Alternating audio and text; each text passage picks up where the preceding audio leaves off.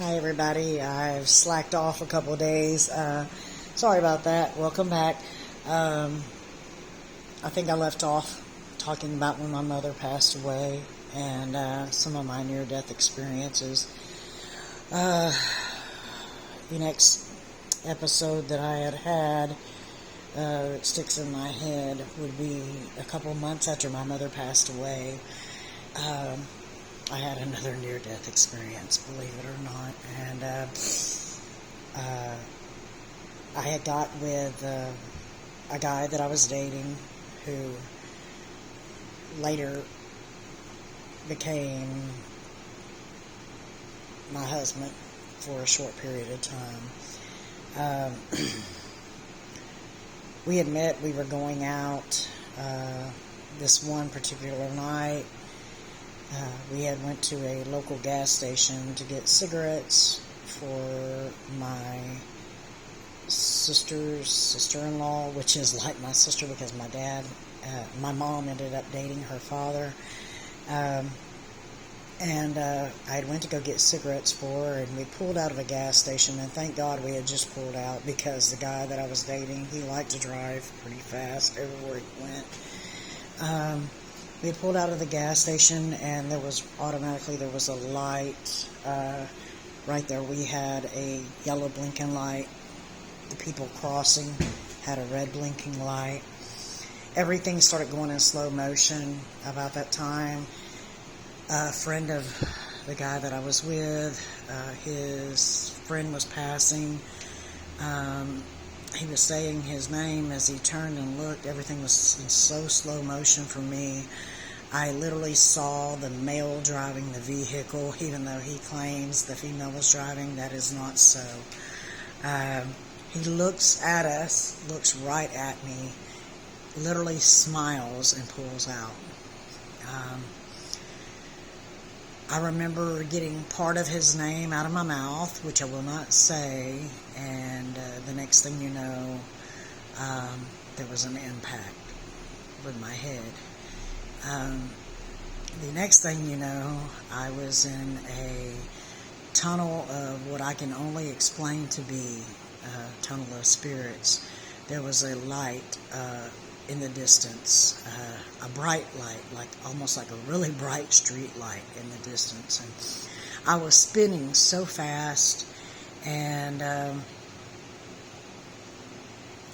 was going towards this light, and there was a bunch of voices. I could hear a bunch of voices, but I could not make out anything anybody was saying.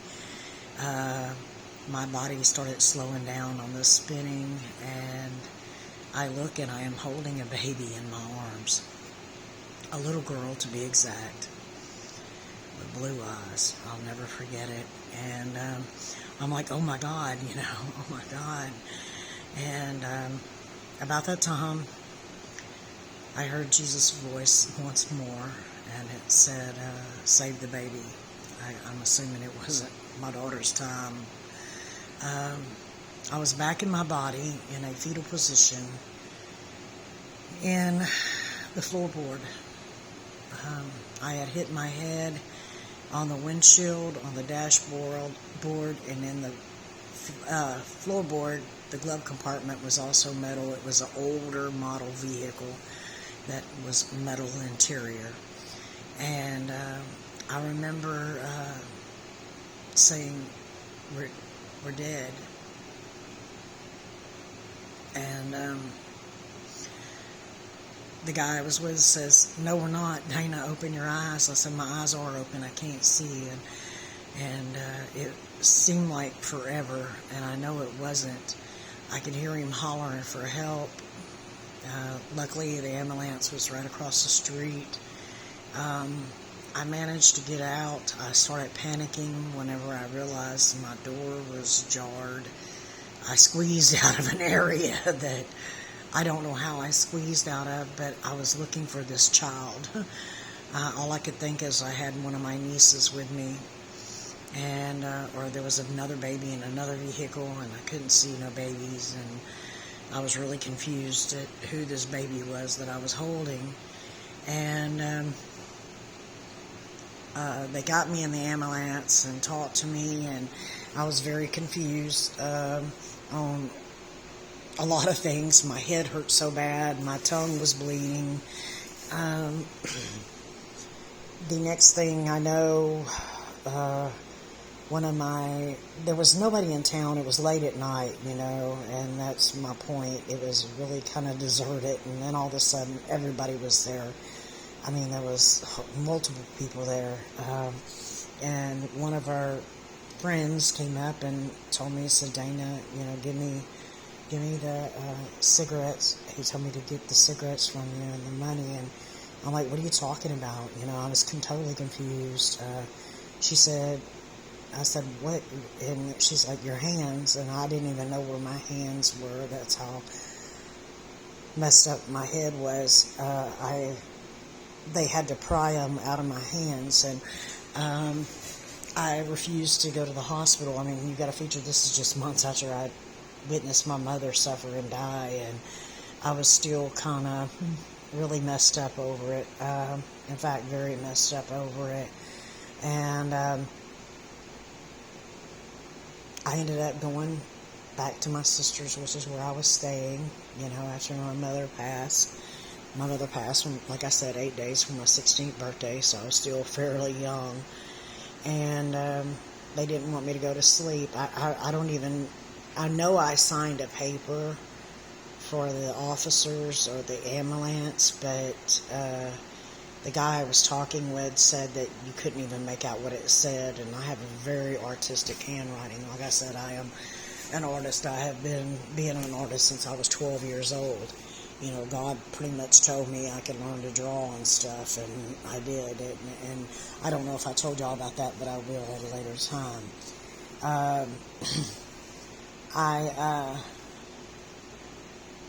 They didn't want me to go to sleep. Well, finally, my sister allowed me to go to sleep, and I woke up the next morning, and my head was hurting, and I rubbed my forehead like this, and something moved, and I had literally a almost quarter-size piece of bone that slid from one side of my forehead to the other, and it was like that for months. Yeah, that's how close. It was completely chipped out. Almost perfectly a circle, but it was hard to tell because of the flesh, over it. And anyway, that was my next near-death experience. You're wanting to know who the baby was. Well, now she is 32 years old. My daughter, I found out approximately a month and a half later, that I was pregnant. My daughter came out. It was the same little girl I was holding. Blonde hair. Well, she didn't have much hair. This baby didn't either. But kind of very little hair, blue eyes, beautiful child. And my daughter is healthy and 32 years old as of this year. She was 32.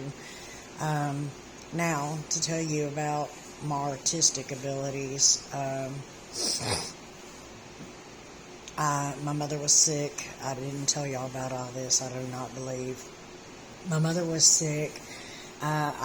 We lived, the closest neighbor we had was probably 2 miles away. I didn't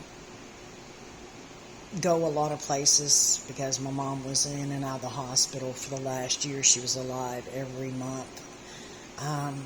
And all I had to do was swim. We had a reservoir behind our house, and I loved swimming, but sometimes it would just get really boring if it was just me swimming, and so I was like, man, I'm bored. And suddenly God told me, Dane, you're going to learn how to write. And I'm like, okay. So I went in and I started writing poetry and songs like I had done it my whole life. I started singing before I was able to walk. And I could sing pretty well up until I had a surgery in January of this year. They had to take my thyroid out, and it pretty much messed my voice up. Anyway, I did that, and and one day I'm out swimming again, and I get bored again, and God told me, so Dane, you're going to learn how to draw. And now, keep in mind, I never took art past 12 years, since 5th grade, okay? And I really didn't even care for art. I'm going to be honest with you. I didn't like anything to do with art. And I'm like, God, you got a sense of humor, because I can't even make a stick person look right. And repeated it to me again, you're going to learn how to draw. And I just wanted to see, because I'd done seen what he was capable of doing before. I went inside, and it was as if somebody took over drawing from me. And quite remarkably, I have managed to do very well in my art. I have now... I wood burn, I make rustic furniture, I do charcoals, I do oil pastels. My first oil pastel would probably blow your mind if you if you can see my pictures on Facebook, look me up, Dana Nugent Armstrong. There should be a picture of a dog and another dog, and it's oil pastel. That is the first time I had ever put my hands on oil pastels. 6 hours later, I was finished. I do acrylic painting. I mean, it has expanded. And for somebody who couldn't even draw, everything I learned on my own. I just wanted to kind of fill y'all in. This is, basically just going to be about that near-death experience that I had. And I was very fortunate I survived that one. Still don't know how, and I've been told this, and I do not know how true it is, and maybe someone can help me out with it. I didn't crush a cigarette. I didn't drop a penny of the change, nor the receipt. I gotta wonder if I died before impact. If my soul left my body before impact. And, I've read a couple books, and they talk about this, and, to a normal person, this probably doesn't seem even possible. But I'm not a normal person. So I have to really wonder, if I left my body before impact. And that time and a couple of other times were, real close to death. That's the first time I could say that I was actually in the tunnel of spirits. And I think I was pretty close. When you experience something like that. Anyway, I'll get back with y'all hopefully in the next day or two. I'm not going to make any promises because, like I said, I do have to post these in town. And tomorrow I am off, so if I come into town, I will probably be posting another. But anyway, everybody have a blessed day. And if you see somebody in need, just, reach out to them. There's so much going on in this world today that is quite concerning.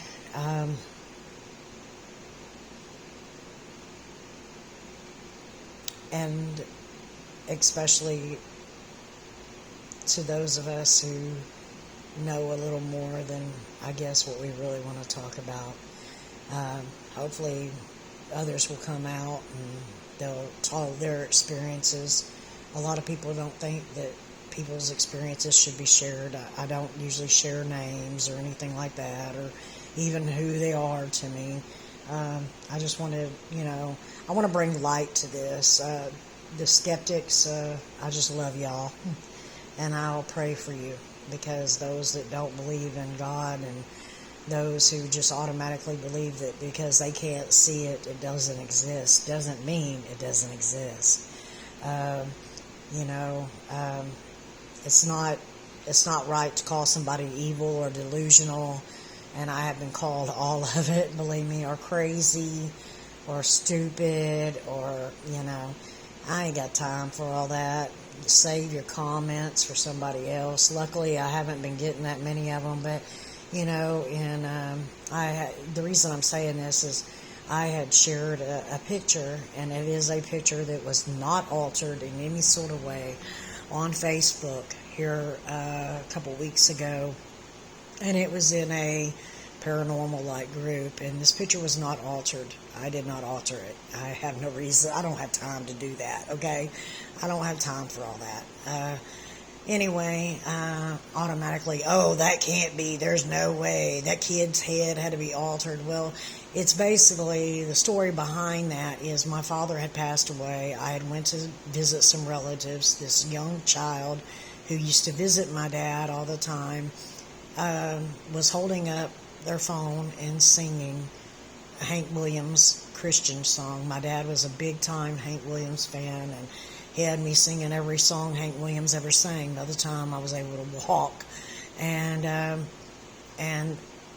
my dad loved to hear me sing to him. And anyway, this child's holding us up, and I'm on the phone, talking with my son, and I guess I snapped a picture of her, accidentally sent it to my son. My son contacts me, Mom, what's the deal with the picture? I tell him, Dalton, I said, I accidentally sent it, son. I guess because, I was crying. I didn't want to say that in front of the kid, I had my shades on. Anyway, he told me I needed to look at the picture, and I look at this picture, and this kid's head's altered, very altered, but it wasn't done by either of us. And in the background, you could see like a fog, and it looked like somebody standing there, and I zoomed in, and it looked like my father walking out of the woods. And anyway, but I was called delusional, and that I wasn't gifted, that I was altering stuff. I have no reason to do that, okay? Number one, I know what I am, and I just pray for people like that. I hope they don't need my help, because they won't get it. I'll tell them, remember, I was delusional. Anyway, everybody have a blessed day, and keep your heads up and pray for the best, because I think this country really needs it right now. God bless you.